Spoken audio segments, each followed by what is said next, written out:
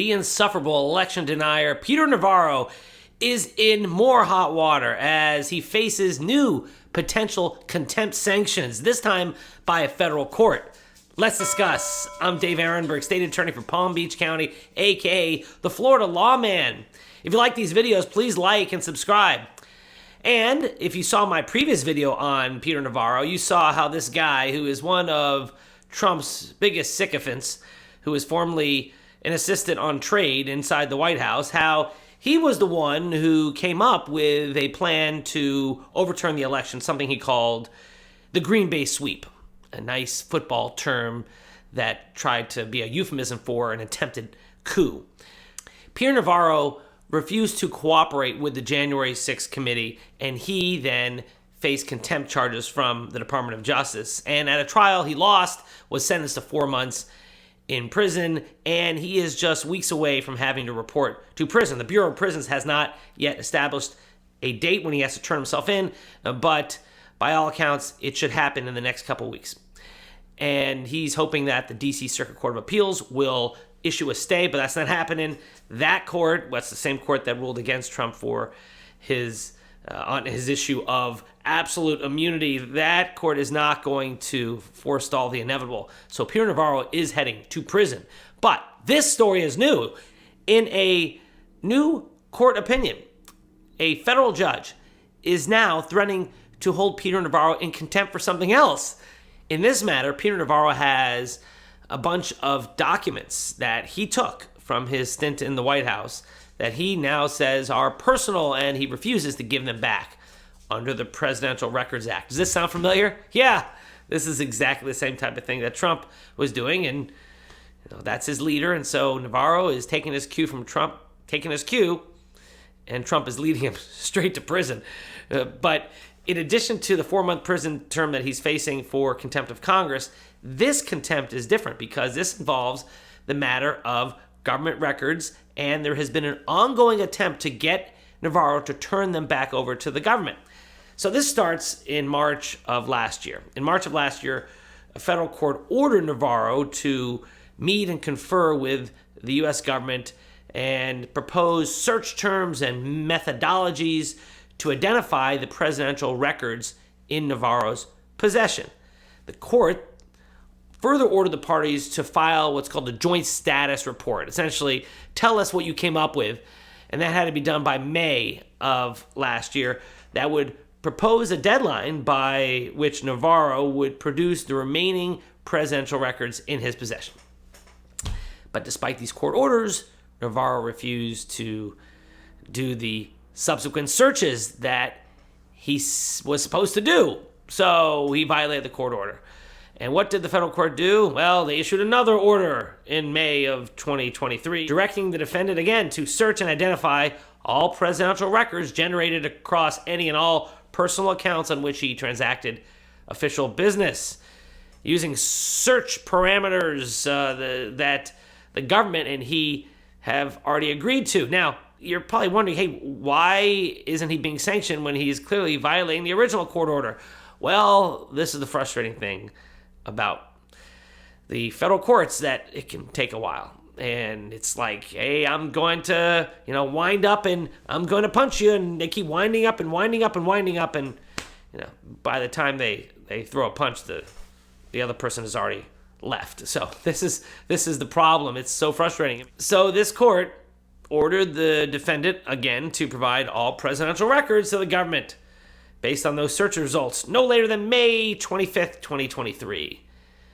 Then, after the government got nothing from Navarro, on May 31st, 2023, the government moved to enforce the court's judgment. All right, now we're getting someplace, right? Yeah, well, the court responded in August 31st, 2023. The court ordered the defendant, Navarro, to explain his lack of compliance with the court's judgment in the case. Okay, so again, we're not going to sanction you yet. Explain why you haven't followed the order that we set out and told you we'd punish you unless you follow the order. Tell us why. So in this case, Navarro suggested and the court adopted his own proposal for the court to review the defendant's upcoming submission. So Navarro is essentially saying, all right, I'll give you stuff for your review, judge, and then you can decide whether any of these things really are presidential records, because I think they're personal records. So, look, again, this goes back to the interpretation of the Presidential Records Act, which is really not hard to figure out. If it's government records, you got to turn them over, even if it's from a personal account.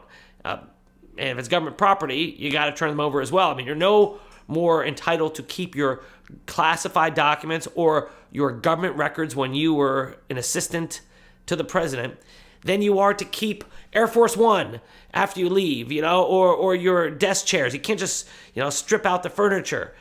The Presidential Records Act makes it clear you can't do this. So here is Navarro. Delay. Sound familiar? And finally, he turns over some records to the judge. And the judge then gets to review these 50 emails at random that Navarro turns over and said, here's a random sampling of 50 emails. And I'll prove to you that they are personal. See, look at just this random 50. And the court reviewed the random 50. And of the 50, 22 or 44% were not presidential records. So if you do the math, that means a majority either were presidential records or could not be determined and needs more research, more review. According to the court, 12 of the records that Navarro provided were presidential records. That means that's 24%. And then the rest of it is inconclusive, and they could not reach a determination yet. The court found that many of these records relate to the 2020 presidential election and were either generated or received in late November 2020 to early January 2021. And the court said that although these records relate to a federal election, it does not mean they automatically become a personal record. We need to see if they have a relationship to your constitutional, statutory, other official duties. So for Navarro, the best you could say that 44% didn't need to be turned over, but it looks like a majority either have to be or needs more scrutiny. And so the court is kind of pissed at this point and saying, hey, you've been delaying and playing me for all this time. We're now really going to get serious. So the court concluded that, quote, it is clear that the defendant continues to possess presidential records that have not been produced to that rightful owner, the United States. It is likewise clear that defendant's error rate is not minimal or negligible and is likely unacceptably high. Now, by error rate, they mean that, hey, you told us that all of your stuff was personal, and yet only 44% was personal. So that's a pretty high error rate here.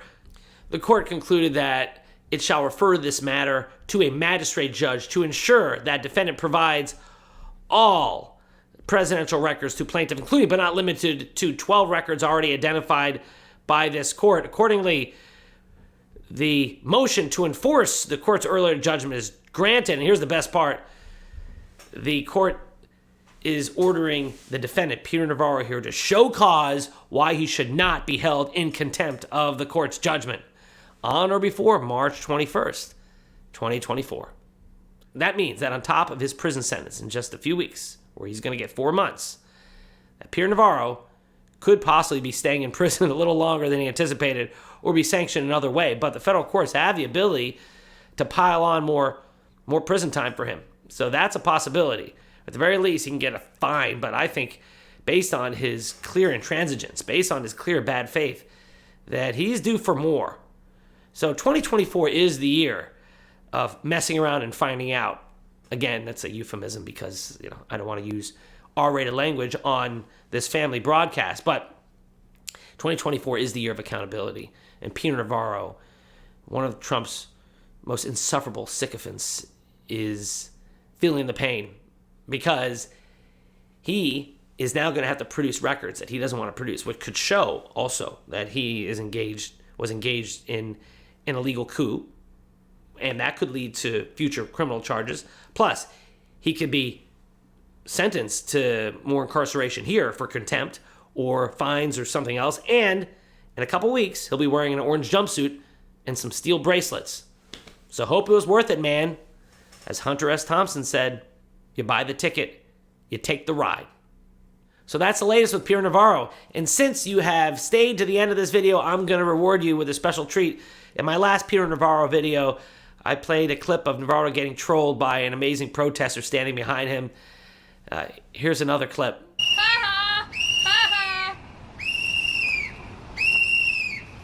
Witness stand is inside. Thank you. WW.